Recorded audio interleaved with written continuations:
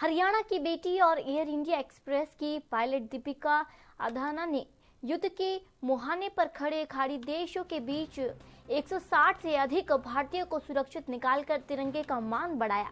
फरीदाबाद की रहने वाली दीपिका ने अपनी महिला क्रू टीम के साथ यूएई के रास अल खेमा एयरपोर्ट से इस रेस्क्यू ऑपरेशन को अंजाम दिया।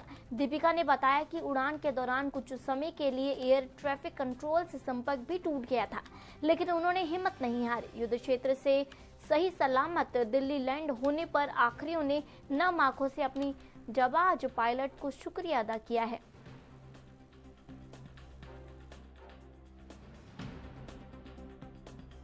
नॉर्मल फ्लाइट थी। स्टार्टिंग में हम सुबह 10:15 पे टेक ऑफ किए थे दिल्ली से टर्मिनल 3 टू रसल कायमा।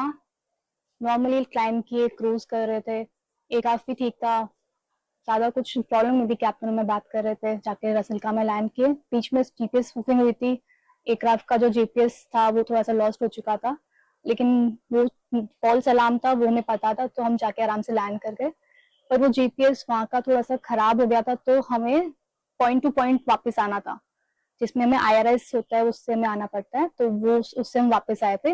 इस नॉर्मल फ्लाइट 4 आवर्स जाना, 4 आवर्स आना, तो कोई ज्यादा स्पेसिफिक डिफरेंट फ्लाइट नहीं थी।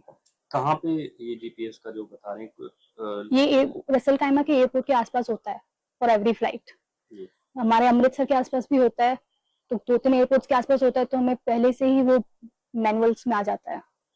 तो जब आप गए वहाँ पे, आप बता रहे थे कि आपने आपकी दोस्त जाने वाली थी, लेकिन उस फ्लाइट में आप गए, तो ये कैसे हुआ? उसकी वो फ्लाइट थी, उसको पुल आउट किया था। उस फ्लाइट के लिए मेरा स्टैंड बाय था। तो हमारी कंपनी में होता है कि अगर वो स्टैंड बाय लाइक कि अगर किसी ने रिपोर्ट से किया या फिर वो फ्लाइट नहीं कर पा रहा, तो वो हमें फ्लाइट दे देंगे 2 घंटे पहले। और हम मांग भी सकते हैं कि हमारा स्टैंड बाय है, हमारा स्टैंड बाय उनको दे दो, फ्लाइट हम कर लेंगे। क्योंकि मेरी छुट्टियां चल रही थी, तो मैं सारी फ्लाइट्स के लिए लीगल थी, अर्ली मॉर्निंग से लेकर लेट नाइट। तो मैंने फिर स्वैप। भैया सुबह मैं सो रहा था, तो जब बिटिया जब जा रही थी फ्लाइट पे, तो मुझे जगा गई थी कि तुम मेरे को देख लो एक बार, मैं आऊं ना भी आऊं। मैंने कहा बेटा कहाँ जा रही है? बोली मुझे ऐसे पैसेंजर लेने जाना है। तो हमें तो टेंशन रही थी पूरे दिन।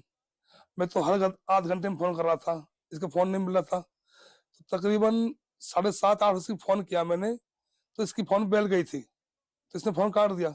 हमने भैया अब तो इंडिया में आ गई है, दिल्ली एयरपोर्ट आ गई। जब फोन मिलना शुरू हो गया, तो फिर 15-20 मिनट बाद इसने फोन किया मेरे पास, कहा मैं पापा मैं आ गई। तो मेरे को फिर टेंशन खत्म हो गई कि भाई बिटिया आ गई, यहाँ पर एयरपोर्ट पर लैंड कर चुकी थी। फिर रात को 9:30 बजे घर आई थी बिटिया। कितनी बड़ी उपलब्धि मानते हैं भैया बहुत लोगों को जान बचाना। हाँ, सबड़ी लड़की थी, सबड़ी कैप्टन भी लड़की थी, बिटिया भी थी, हमारी जो क्रूज मेंबर थे वो भी लड़की थी। बिटिया ने तो इतना बढ़िया काम किया कि शायद लड़के भी नहीं कर सके इस काम को। तो भाई जो बिटिया काम कर चुकी है वो लड़के भी नहीं कर सकते उस काम को। तो बबली जी, आपकी बेटी फ्लाइट लेके गई थी, आपसे किस तरह की बातचीत करके गई थी? किस तरह का फील हुआ उस टाइम, क्योंकि वो और जो नहीं है? तो थोड़ा सा बताइए, क्या बातचीत हुई या कितनी अंदर तो ऐसा लग रहा था, रोने का मन कर रहा था, पर हम दिखाया नहीं बाहर, मतलब किसी है। क्या बोल के आपको गई थी? ये बोल के गई थी मम्मी बाय बाय, पता नहीं मैं आऊंगी या नहीं आऊंगी वापस, ये कह रही थी। फिर बात करने की कोशिश की थी आपने?